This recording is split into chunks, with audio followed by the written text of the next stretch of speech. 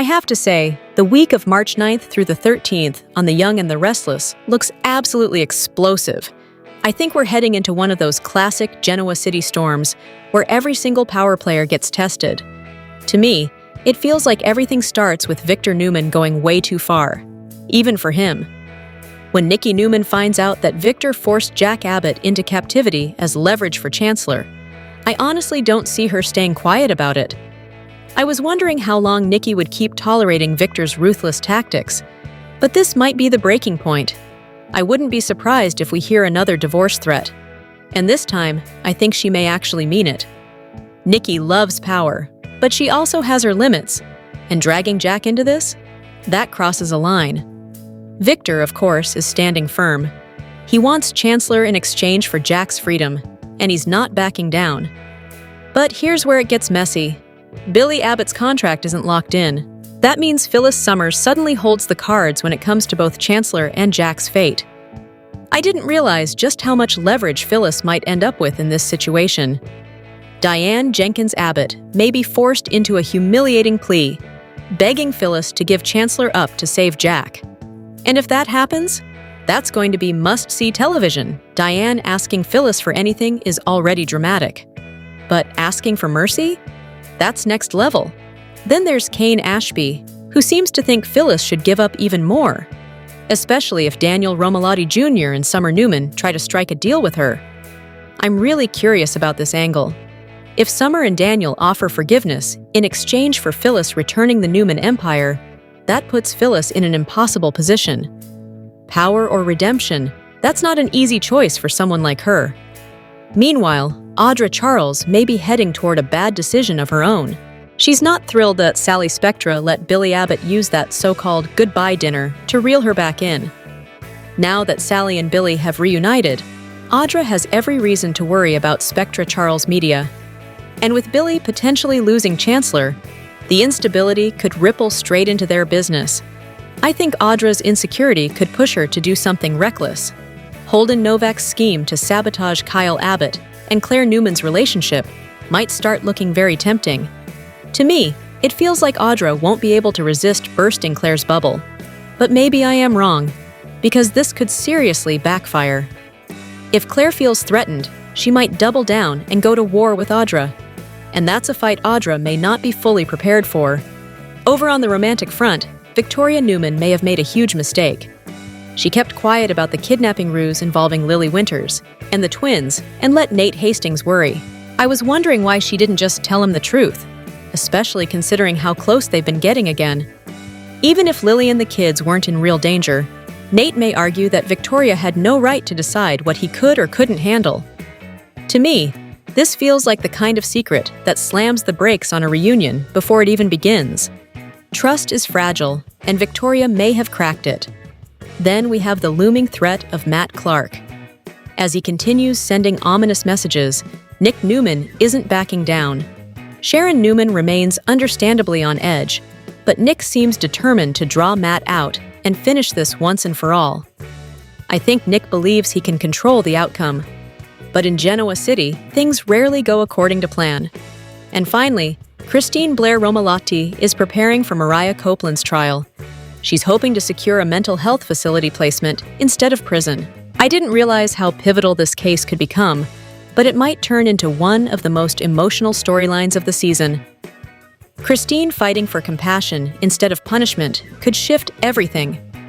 Overall, I feel like this week is about consequences. Victor's ruthlessness, Victoria's secrecy, Audra's jealousy, Phyllis's power plays. Everyone is standing at a crossroads. And if there's one thing I've learned about The Young and the Restless, it's that when pride and power collide in Genoa City, nobody walks away untouched. On The Young and the Restless, I honestly think the feud between Claire and Audra has reached peak redundancy. Maybe I'm wrong, maybe there's some grand payoff coming. But right now, to me, it feels like we're stuck in a loop that just won't end. At this point, I find myself wondering, can we please move on? How many more episodes are we supposed to sit through the same recycled dialogue? New day, same tension. Claire, either date Holden or don't. Audra, either bait her or rise above it. I didn't realize we'd be signing up for weeks of the exact same exchange, dressed up in slightly different outfits. That latest run-in at Society really drove it home for me. Audra holds the door, claims the war is over, and within seconds, they're back to the same passive-aggressive sparring. I swear, I think I could mute the TV and perform both sides myself at this point. And honestly, I might not miss a single beat. Claire announcing she's done digging into her past with Holden, and done with Holden altogether, should have felt like a major character pivot. Instead, it just felt like another random Tuesday in Genoa City. No wait, no shift, just more talk. And Holden? I was sitting there thinking, buddy, you may have just dodged a bullet. The Newman family are chaos in designer clothing. You might be better off keeping your distance, and maybe sticking with Kane. Of course, Audra wasted no time accusing Claire of using Holden to dig up dirt. Then she floated the idea that Claire only dumped him to clear a path back to Kyle. I can't help but imagine the actresses grabbing coffee off-set and laughing about how absurd this merry-go-round has become. Because that's what it feels like, a merry-go-round of accusations that lead nowhere. I think what frustrates me most is that these are supposed to be two intelligent, high-powered women. Yet here they are, reduced to arguing over men in a restaurant lobby. When Kyle and Holden conveniently walked in mid-argument, I actually groaned. It felt less like organic drama and more like a stage play where everyone hits their marks, but no one actually feels the lines. And trust me, we're not feeling them either. Claire giving Holden her permission to pursue Audra was a beat I saw coming from a mile away. Thanks, Claire. I guess it's just exhausting watching capable characters stuck in a holding pattern, rehashing old wounds instead of evolving. In fact, most of the episode felt like a replay of conversations we've already heard. Part of me wonders if the writers know we're hitting fast forward and just decided to double down out of spite. Claire insists she doesn't date with an agenda. Audra throws out thinly veiled digs about Claire's dark history with Jordan, and yet neither thread moves forward in any meaningful way. It's tension without traction.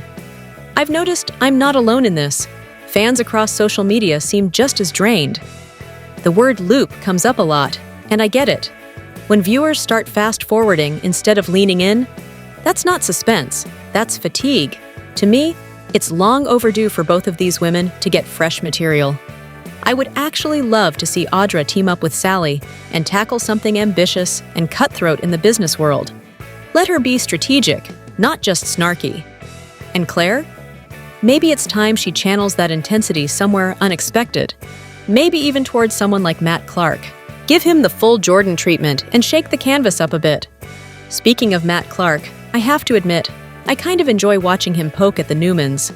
His text game with Noah had me laughing more than anything else in recent weeks.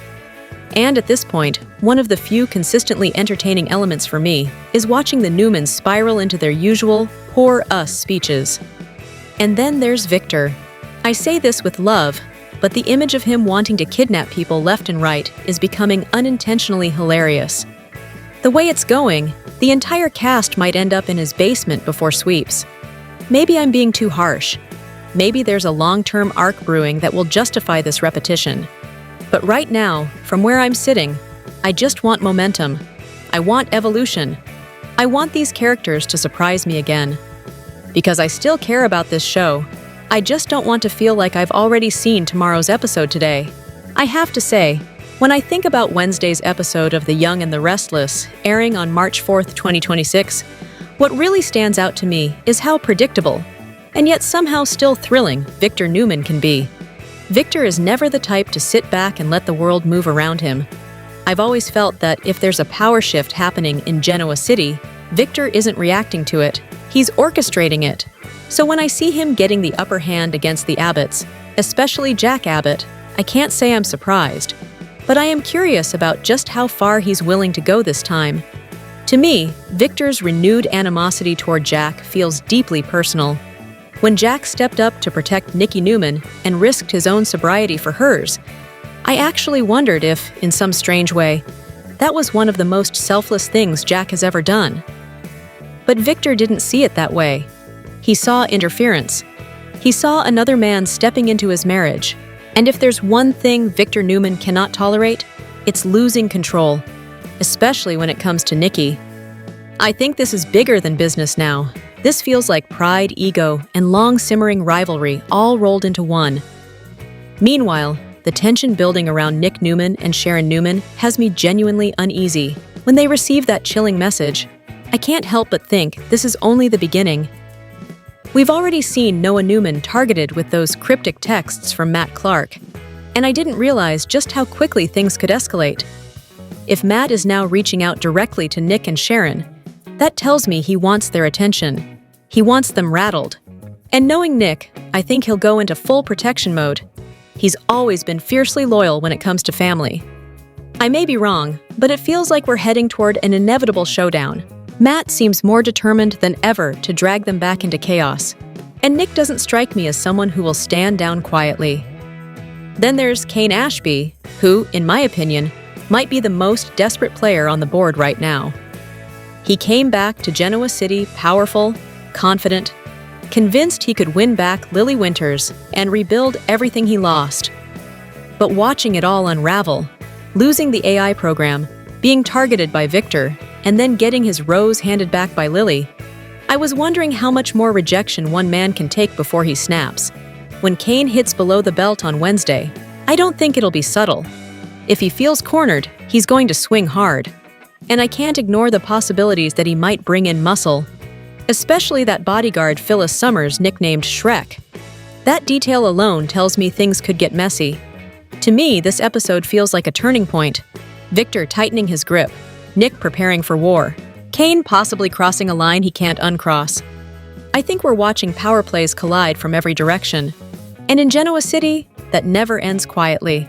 When I look at the March preview for The Young and the Restless, I honestly think this month is going to be pure chaos, in the best soap opera way possible. There's romance on the rocks, corporate warfare, revenge brewing, and some seriously familiar faces making dramatic returns. To me, it feels like the kind of month that reminds us why this show has lasted for decades. Let's start with the storm that is Victor Newman. Whenever Victor decides to make a move, I immediately get nervous, and this time, I was honestly stunned. His decision to kidnap Jack Abbott as leverage to reclaim Chancellor feels like one of those classic Victor power plays that always costs him personally. I didn't realize he'd go this far again, but maybe I should have. It's Victor. Nikki Newman is not going to sit quietly through this. If anything, I think this is the moment that truly tests their marriage. She's already warned him before, but this time I believe she may mean it when she threatens divorce. To me, Nikki fighting for Jack's freedom isn't about choosing sides romantically. It's about drawing a moral line. And Victor? He rarely backs down when he believes he's right. What fascinates me is that even if Victor demands Chancellor back from Billy Abbott, it may not actually be Billy's call. Phyllis Summers being the wild card here makes total sense. Billy's contract isn't completely locked in, and Phyllis always has her own agenda. I may be wrong, but I wouldn't be surprised if she ends up holding all the cards while the men posture and threaten. Now shifting gears to the younger chaos brewing, Holden Novak and Audra Charles. I was wondering how long it would take for these two to realize they could benefit from teaming up. Holden wants a future with Claire Newman, and he seems convinced Audra still wants Kyle Abbott. On paper, their alliance makes sense, but in soaps, alliances built on jealousy rarely end well. They may try to sabotage Kyle and Claire's reunion, but I honestly think this could blow up in their faces. Holden's so-called sacrificial move has me especially curious. If he tells Claire a revised version of what happened in Los Angeles, maybe claiming Audra wasn't even there, I think that could spiral fast. Whether he confesses to accidentally killing the art dealer or pretends he just scared him off, any lie is bound to resurface. And Claire? I don't think she's truly done with Audra, no matter what she says. Once secrets start unraveling, I have a feeling this entire plan could implode and take more than one relationship down with it. But if that wasn't enough drama, March is also bringing back some serious history. Roger Howarth returns as Matt Clark, and to me, that signals unfinished business with the Newmans. Matt has never been someone who lets go of a grudge easily. His reappearance alone promises tension. Then there's Stacey Hayduck, reprising her role as Patty Williams.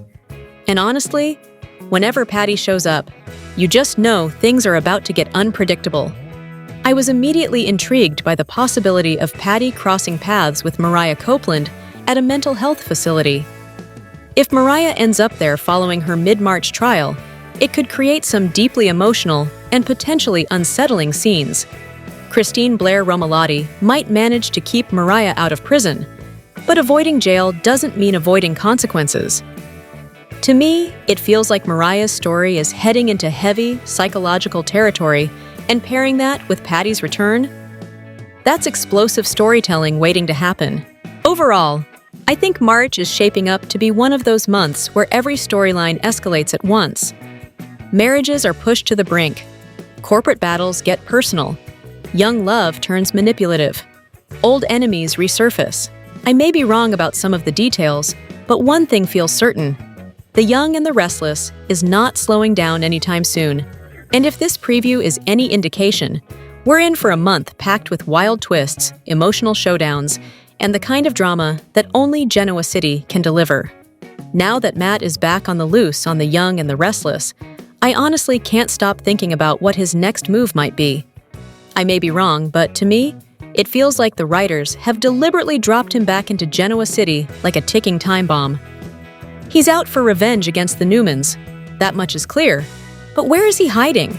And more importantly, what kind of twisted plan is he putting together? I was wondering about that moment at Crimson Lights when Sharon, Nick, Noah, and Sienna were all sitting there talking about those creepy text messages. Just imagine if Matt had been somewhere nearby the entire time. Watching, listening, waiting. That's exactly the kind of psychological edge I think he would enjoy. And then my mind went straight to that little apartment above Crimson Lights. The one Sharon used to rent out to Ray Rosales back when he was married to Mia. What if Matt knows about that place? I didn't realize how perfect of a hideout it could be until I started connecting the dots. It's not some luxury suite. It's modest, quiet, forgettable. Exactly the kind of place where someone like Matt could hole up while plotting revenge against the Newman family. To me, there's something poetic and disturbing about the idea that Matt could be hiding above Sharon's own coffee house. His entire story began over 25 years ago with Sharon during their high school years. If he's back in her orbit again, it doesn't feel accidental. It feels intentional, calculated. But maybe I'm looking in the wrong direction. The Newman Ranch is massive. If I think about it, that property has attics, basements, stables, plenty of dark corners where someone could lie in wait. While Victor Newman, Nikki Newman, and Victoria Newman are busy strategizing about reclaiming Newman Enterprises from Phyllis, what if Matt is already on their land, just hiding in plain sight? I can almost picture him smirking to himself, knowing Victor is vulnerable. Victor losing his company has shaken him. He's distracted. And if I were someone seeking revenge, I would see that as the perfect opening. Maybe this is when Matt strikes, not when the Newmans are strong, but when they're scrambling. Then there's the question that really intrigues me. Who will he target next? Claire would be such an unexpected choice. She's Victoria's daughter, not Nick and Sharon's. So at first glance, she doesn't seem directly connected to Matt's old obsession. But maybe that's exactly why she would be the perfect target. If Claire were in danger, Victoria's focus would instantly shift from corporate warfare to protecting her child. And we all know how fiercely Victoria loves her daughter. Claire also feels underused right now. I think she needs something that pushes her into the center of the drama. Chatting with Kyle at Society isn't exactly high stakes. She can't even throw herself into work since Phyllis took over Newman Enterprises. Her attempt to dig into Audra and Holden's LA secret hit a dead end. So if the writers decided to make Claire Matt's next move, it would immediately pull her into a storyline that ties directly into the Newman legacy. But here's where it gets interesting. Claire isn't exactly defenseless. She was raised by her psychopath, Aunt Jordan. She's seen darkness up close. She even helped Jordan poison the Newmans once. So I have to wonder, would Claire really be afraid of Matt? Or could she outmaneuver him? Part of me actually thinks Matt might underestimate her. And that could be his biggest mistake. Whether he's hiding above Crimson Lights, lurking at the Newman Ranch, or somewhere else entirely, I think one thing is certain: Matt isn't done. Not even close. The writers have set up a mystery, and I feel like we're on the edge of something explosive.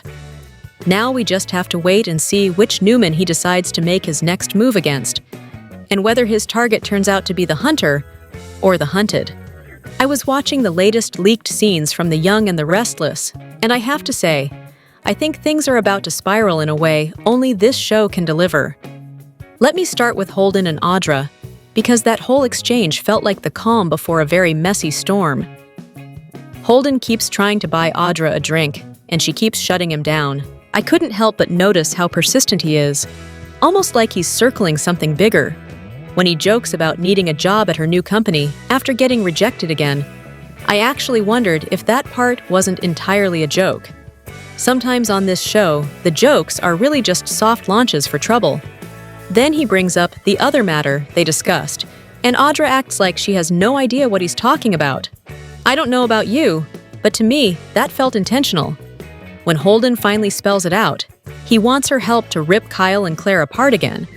That's when I realized this could get dangerous fast. Audra claims she just wants to focus on her new company, and I want to believe her, I really do. But this is Audra we're talking about. I think revenge has always had a way of pulling her back in. Maybe I'm wrong, but I wouldn't be shocked if the temptation proves too strong. Now, over to the real bombshell: Victor kidnapping Jack. When I saw that twist unfold, I didn't realize just how far Victor was willing to go this time. Demanding Chancellor in exchange for Jack's life? That's not just business, that's war. Kyle calling it a twisted chess game feels painfully accurate. Victor doesn't just make moves, he calculates them 3 steps ahead. And Kyle demanding proof of life? I think that's the smartest thing Chwayu said in this entire crisis. If Victor really is playing chess, then Kyle is at least trying to stop being a pawn. Watching Kyle, Diane, Billy, and Sally gather to strategize felt intense. Billy suggesting that Jack could be in serious trouble hit hard. Let's be honest, Victor has locked people away before and made them disappear for far too long. Billy knows exactly what Victor is capable of, and I think that's why he's panicking beneath the surface. But here's where it gets complicated. Billy floats the idea of going to Nikki for help, and I was actually surprised Diane shut that down so quickly. She calls Victor a monster. And honestly, in this moment, I get it. But I also think she's underestimating something huge: Nikki and Jack's history. To me, their friendship has always had depth. I don't believe for a second that Nikki would sit quietly if she knew Jack was being held hostage. Diane may think it's pointless because Victor would just deny everything, but I wonder if Nikki's influence over Victor is stronger than Diane wants to admit. And then there's Billy's ultimate dilemma. Will he really give up Chancellor to save his brother? I think that's the question that's going to define this storyline. Billy talks about doing the right thing, and Diane urges him to follow his conscience. But on this show, the right thing always comes with a brutal cost. As for Jack, I was wondering just how far Victor is prepared to go. Is this just leverage, or is Jack truly in danger?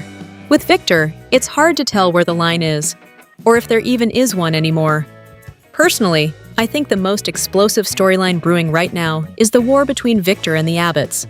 The Holden and Audra scheme could definitely stir up chaos for Kyle and Claire, but Jack's kidnapping raises the stakes to another level entirely. Maybe I'm wrong. Maybe there's a twist coming none of us see yet. But one thing is certain: when Victor starts playing chess, someone always ends up sacrificed. Here's my take on The Young and the Restless for Tuesday, March 3rd, 2026. And I have to say, this episode felt like a slow burn where every conversation carried emotional landmines just waiting to explode. At Crimson Lights, Daniel approached Sharon looking for answers about Mariah. I think what struck me most was how fragile everything still feels. Sharon confirmed Mariah is home and staying with her, but emotionally, she's barely present. Daniel mentioned that Tessa hasn't seen her wife since that first tense encounter when Mariah returned to Genoa City, and honestly, that distance feels heavier by the day. To me, Sharon is trying to be both mother and emotional shield. She explained that Mariah can't handle facing Tessa yet. The shame over abducting Dominic still hangs over her like a storm cloud. I didn't realize just how deep Mariah's depression had sunk until Sharon described those lucid moments, when reality hits hardest. That's when it consumes her. Sharon even floated the idea of medication, which tells me this isn't something that's going to be resolved quickly or easily. Daniel asked if Mariah ever mentioned Tessa or Aria. Sharon said yes, but only to explain why she felt she had to shut them out. That broke my heart a little. Mariah thinks isolating herself is protecting them. Sharon clearly disagrees. She believes healing requires connection, not retreat. And then came the moment I think we all saw coming, but still felt stunned by. Daniel admitted that he and Tessa have grown closer. Sharon sensed it immediately and asked for clarity. I was wondering how long Daniel could dodge that question. Not long. He admitted things progressed. Sharon, of course, wants to push Mariah and Tessa back together. In her mind, love should be enough. But Daniel asked the question no one else seems brave enough to say out loud. How long is Tessa supposed to wait?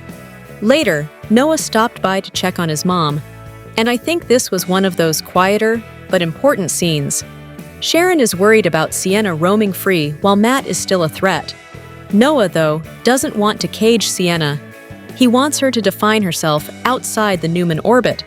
That says a lot about where he is emotionally. Protective, but not possessive. The mention of Nick added another layer of tension. No one has heard from him, and Sharon suspects he's gone off to handle Matt himself. If I'm reading between the lines, Nick is in full protector mode, determined to make sure Matt never hurts anyone again. That sounds noble, but in Genoa City, handling things rarely stays clean. Meanwhile, outside Chancellor Cafe, Tessa ran into Sienna. I actually loved this scene for its honesty. Sienna admitted Los Angeles felt haunted by Matt's lies. Their entire life there was built on deception. Staying would have meant living in that shadow forever. Tessa gently acknowledged that Noah probably played a role in her return, and Sienna didn't deny it. Sienna gave herself a pep talk about Noah, how solid he is, how different this future could be. I think she's trying to convince herself as much as anyone else. After everything with Matt, trust doesn't come easy. When Sienna asked about Mariah, the fairy tale glow dimmed fast. Tessa admitted there's no light left in her marriage. Too much changed, and not for the better. Then she revealed she filed for divorce. That wasn't her first choice. She tried. She reached out, but Mariah pushed her away every time. Tessa made it clear she can't wait forever. I don't think that makes her cruel. I think it makes her human. Ending the marriage doesn't mean she wants Mariah to suffer. She still wants her to heal, but she also wants to live. There was an interesting layer when Sienna acknowledged Tessa once dated Noah. I was wondering if that would become awkward now that Sienna and Noah are serious. Tessa assured her it's ancient history, no lingering feelings. And I believed her. If anything, she seems emotionally drained, not romantically conflicted. Sienna, though, admitted she worries about falling for another lie. Matt's release still scares her. Tessa encouraged her not to let that trauma dictate her future. Easier said than done, but it was sincere. Over at Society, Audra and Claire crossed paths, and I have to say, that scene crackled with restrained hostility. Audra holding the door open almost felt symbolic. A truce? Maybe. Or maybe just optics. Claire pushed for honesty. If there's animosity, say it. Don't whisper it. Audra didn't see the point in rehashing their feud. Claire then dropped a bomb of her own. She's done digging into her past. She's letting it go. I'm not entirely convinced she truly doesn't care anymore. To me, that felt like someone choosing peace because the truth might be too messy. Audra called out the hypocrisy of Claire investigating her while having her own history with Jordan. Then came the topic of Holden. Rumors say Claire ended things. Audra implied boredom. Claire insisted it was about secrets. She refuses to repeat past mistakes. Audra suggested Claire only got close to Holden to gather information about her. Claire denied it and threw subtle shade. implying she doesn't date with an agenda, unlike Audra. That one stung. Claire declared she's done with both Audra and Holden and wants to move forward. And just as she said that, Kyle walked in and overheard the tension. Timing, as always in Genoa City, is everything. Overall, I think this episode was less about dramatic explosions and more about emotional crossroads. Mariah is drowning in guilt.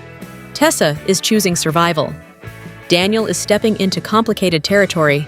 Sienna is rebuilding trust. And Claire and Audra?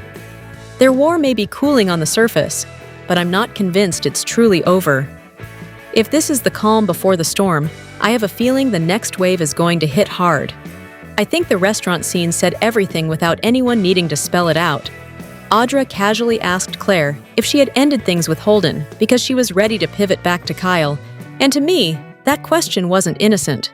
It felt pointed, almost strategic.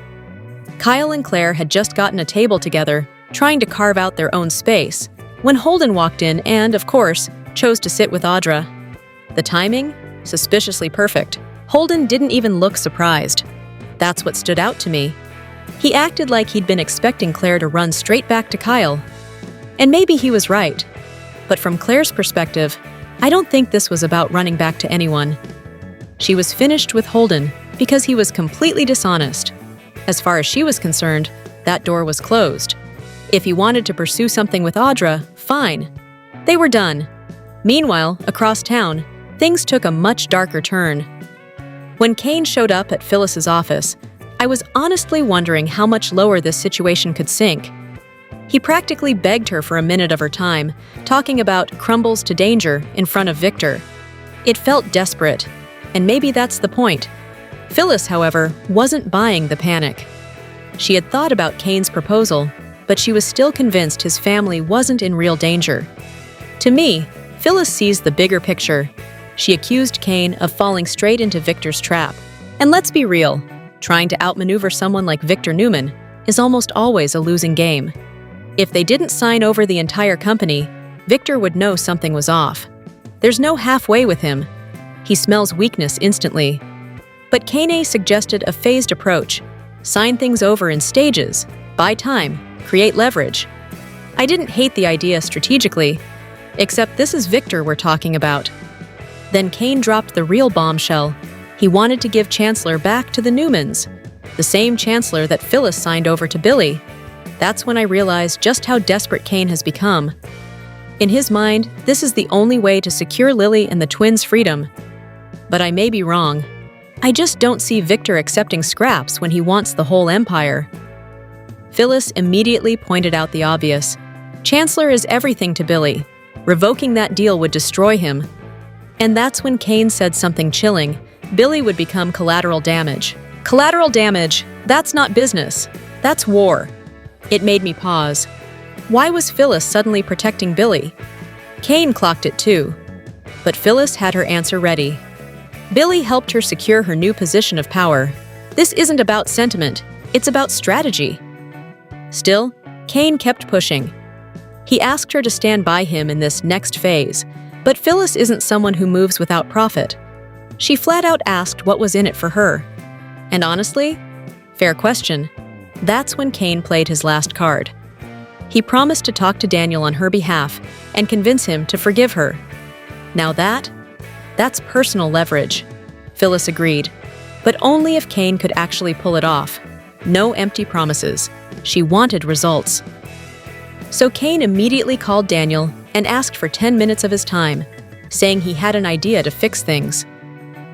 Daniel stepped away from Tessa and Sienna, but before leaving, he took a moment with Tessa. He admitted it was about Phyllis, and I couldn't help but notice how heavy that moment felt. Tessa confessed she wasn't holding up at all. Daniel hinted that he'd explain everything about his recent conversation with Sharon later. They shared a kiss before he headed off to meet Kane. To me, that kiss felt like calm before another storm. Because if Kane fails to secure Daniel's forgiveness, this entire high-stakes deal collapses. And if he succeeds, Billy's world could shatter, Victor could tighten his grip, and Phyllis might walk away more powerful than ever. I may be wrong, but it feels like everyone thinks they're making calculated moves, when in reality, They're all standing on a fault line that could crack at any second. I think things are about to get really intense on the Young and the Restless this week because Jack Abbott has been kidnapped.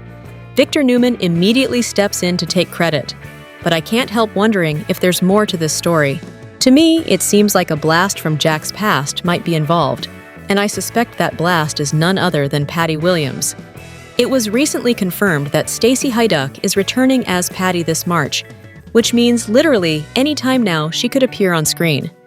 She started filming back in early February, so it's definitely happening soon. This marks her first appearance in a decade. She was last seen in 2015, when her storyline with Ian Ward ended with her back in a high-security psychiatric institution. That's kind of when she disappeared from Genoa City, while Haiduk was busy with her contract on Days of Our Lives. Now, Patty's back, and head writer Josh Griffith has said he couldn't be more excited for Stacy to return for an exciting storyline where trouble once again finds Patty Williams. To me, trouble probably means Victor Newman. Honestly, I think she's here for this Jack Abbott kidnapping storyline, which makes a lot of sense once you consider her history. Spoilers hint that Thursday, Billy Abbott will confront Diane Jenkins and Kyle Abbott, warning them that Victor has said if Billy doesn't hand over Chancellor by the end of the day, they'll never see Jack again. I'm guessing Kyle will reach out to Claire, while Diane might try appealing to Nikki Newman. That same day, Jack Abbott is set for what spoilers call a rude awakening. If you ask me, that could be very literal. Jack might wake up to find Patty staring at him, and we all know how twisted their past is. Victor has used Patty against Jack before, so this feels like history repeating itself. It actually reminds me of a storyline years ago, when Victor brought Marco Anicelli, Jack's doppelganger, to Genoa City. Victor kidnapped Jack and left him in a remote tropical location, where he ended up with the dangerously unhinged Kelly Andrews. She starved, assaulted, and drugged him, even trying to brainwash him because he wouldn't love her. Meanwhile, Victor manipulated the situation so that Marco, pretending to be Jack, married Phyllis Summers, an act that essentially traumatized her for months. That's exactly why Phyllis has never forgiven Victor. In the end, Jack woke up to find Kelly dead next to him. Honestly, it was never fully clear whether Jack, under the influence of all the drugs, killed her, or if Victor's men staged it to terrorize him further. Either way, it was one of the darkest chapters in Jack's history, and I think Patty's return might echo that kind of terror. To me, this feels like a perfect storm. Jack's past literally coming back to haunt him, Victor pulling the strings, and Patty Williams ready to cause chaos. If you've followed the show for years, you know this could get absolutely wild. I don't think he did it. Honestly, Victor is just as ruthless, maybe even more ruthless than he's ever been. The difference now? He's lost everything he built. His empire, his power, gone. And let's be real, he can't handle that. So, is Victor repeating the same despicable move he pulled on Jack with the Kelly kidnapping a decade ago? Possibly. Only now, Kelly's dead, so he can't use her to torment Jack again. Enter Patty, obsessed with Jack in the same way Kelly was. Quick note on the actress situation. Stacy Haiduk is the fourth actress to play Patty, but I'm sticking to her images here because she's the one people recognize. And she's the one coming back to Young and the Restless very soon, possibly as early as this week. We don't know exactly why she's back yet, but with Jack getting kidnapped, it seems plausible that she's involved. Back in the early 80s, Patty Williams was innocent, young, and hopelessly in love with Jack Abbott, a total playboy cad at the time, but she really loved him. Unfortunately, Jill Abbott and Diane Jenkins, then a Jabot model, made her life miserable. Jack ended up marrying Patty, but not out of love. It was all about proving something to his father, John Abbott. On their wedding day, he almost didn't show because he was in bed with Diane. Ashley Abbott literally had to drag him down the aisle. He married Patty and kept sleeping with Diane. Then Patty got pregnant with Jack's child, and Jill made sure Patty saw Jack with Diane at the office. Heartbreaking doesn't even cover it. Patty ran off, tripped over a plant, and miscarried, and yet she stayed with Jack. After she recovered, she wanted to try again for a baby. but then overheard Jack admitting to Jill that he only married her for his dad to make him president of Djibouti. Cue a mental health spiral.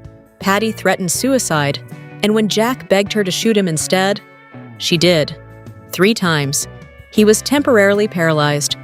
This event cemented Patty's fragile but dangerously obsessed persona. Years later, Victor had her undergo plastic surgery, and Stacey Hayduck stepped in as the new Patty.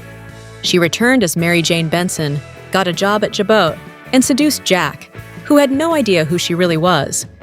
But her mental health, predictably, unraveled. Once her true identity came out, Victor realized Patty was legitimately unstable and tried to pay her off to leave town quietly. Paul Abbott was furious when he found out, feeling betrayed by Victor's manipulation of his sister.